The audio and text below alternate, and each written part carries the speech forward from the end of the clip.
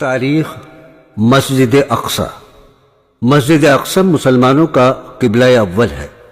خانہ کعبہ اور مسجد نبوی کے بعد تیسرا مقدس ترین مقام اسی مسجد اقصی کا ہے۔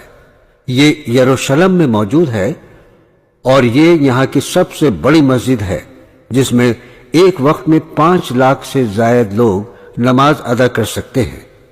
اس مسجد کا رقبہ تقریباً 1,44,000 میٹر مربع ہے۔